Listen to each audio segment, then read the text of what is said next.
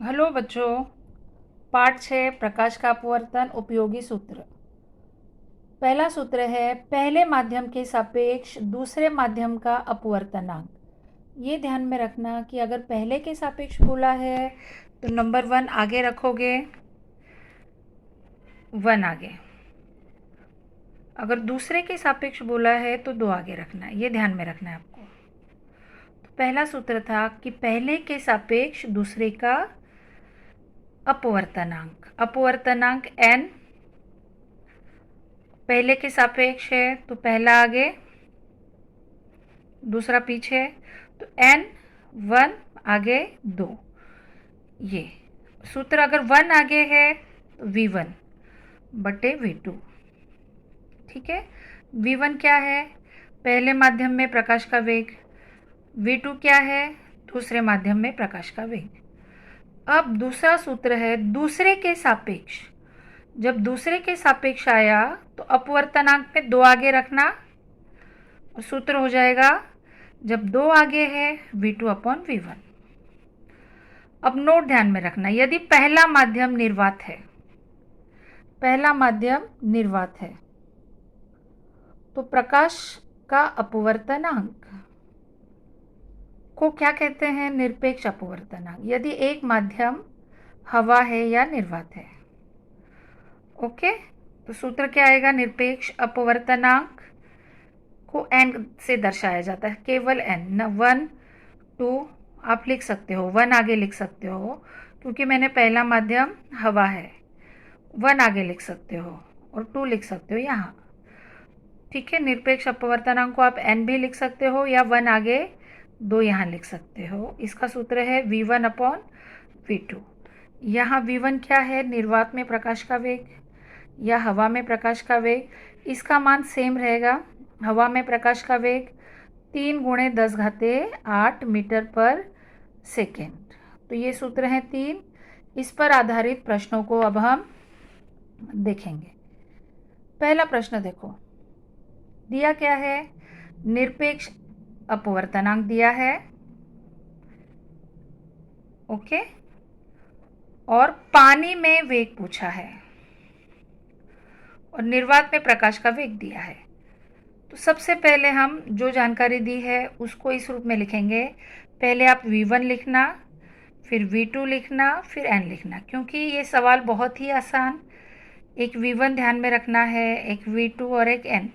तीनों में से कोई 2 का मान दिया जाता है, तीसरा पूछा जाता है। तो यहाँ पे किसका मान दिया है? हवा में वेग, वेग के लिए v और हवा के लिए 1। तो v1 हवा में वेग या निर्वात में वेग 3 गुणे 10⁸ मीटर पर सेकेंड। फिर क्या दिया है? निरपेक्ष अपवर्तनांक 1.36, ये लिख दिया। फिर सूत्र लिखा, निरपेक्ष अपवर्तनांक n, चाहे 1 लिखो चाहे नहीं लिखो, n v1 अपॉन v2।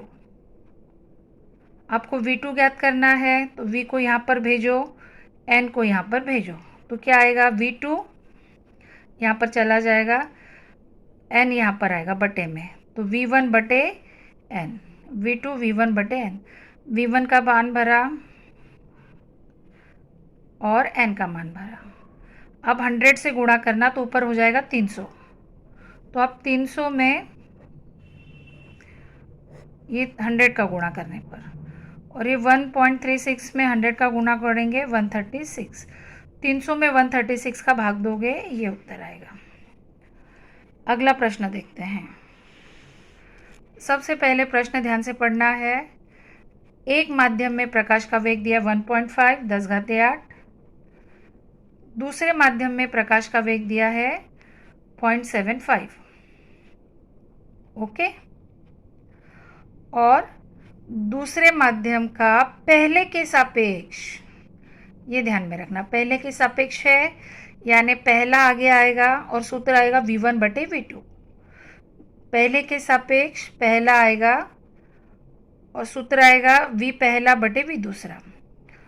मैंने आपको कहा है क्या लिखना है? v1, उसके नीचे v2, उसके नीचे n। फिर n में आप पहला आगे लिखना, पहला, इसका मान आपको ज्ञात करना है। ओके,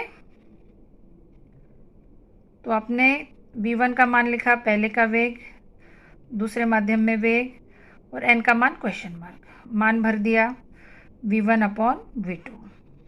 ओके, अब v1 का मान भरा, v2 का मान भरा, 100 का गुणा, 100 का गुणा करेंगे तो 1.5 में 100 का गुणा हो जाता है 150, 0.75 में 100 का गुणा करा हो जाता है 75, 150 में 75 का भाग 2 उत्तर आएगा। लास्ट की लाइन लिखनी है कि पहले दूसरे माध्यम का पहले माध्यम के सापेक्ष या पहले माध्यम के सापेक्ष दूसरे माध्यम का अपवर्तनांक 2। इसी प्रकार आपको बाकी के भी प्रश्न हल करने हैं। Wish you all the best.